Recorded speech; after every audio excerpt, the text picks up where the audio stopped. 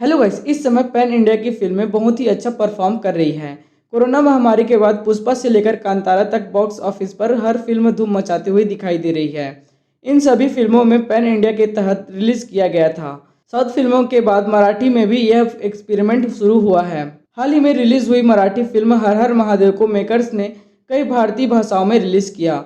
उनकी यह पहल कुछ स्तर पर कामयाब भी हुई और आपको जानकर है खुशी होगी कि साउथ और मराठी फिल्मों के बाद भोजपुरी फिल्में भी इसी रास्ते पर चलने के लिए तैयार हैं। और अब ये साफ हो गया है कि भोजपुरी फिल्में भी पैन इंडिया लेवल पर रिलीज होगी और होना भी चाहिए, क्यों सही कहा ना। और अभी एक बहुत अच्छी खबर जो निकल कर आ रही है कि भोजपुरी स्टार और बीजेपी सांसद रवि किशन ने अपनी आने वाली फिल्म को लेकर एक बड़ा ऐलान किया है। रवि किशन ने अपनी अपकमिंग फिल्म का मोशन पोस्टर रिलीज किया है। मोशन पोस्टर आने के बाद फैंस में एक्साइटमेंट काफी बढ़ गया है। इस फिल्म का नाम महादेव का गोरखपुर है। पोस्टर में उल्लेख किया गया है कि यह फिल्म पहले भोजपुरी पैन इंडिया फिल्म है। इसी के साथ ट्रेड एक्सपर्ट तरण आदर्श ने भी इस फिल्म का पोस्टर शेयर किया है। पोस्ट के अनुसार महादेव का गोरखपुर फिल्म हिंदी, तमिल, तेलुगु, कन्नड़ और मलयालम भाषाओं में रिलीज की जाएगी। जी हाँ, और इस फिल्म का निर्देशन राजेश मोहन ने किया है। और इसी के साथ आपको बता दें कि फिल्म में लीड रोल में सबके चहेते अभिनेता रवि किशन दिखाई देंगे। बात करें पोस्टर की तो महादेव का गोरखपुर फिल्म के पोस्टर में रवि किशन एक साधु के रूप में दिखाई दे रहे हैं। वह हाथ में त्रिशूल थामे हुए दिख रहे हैं।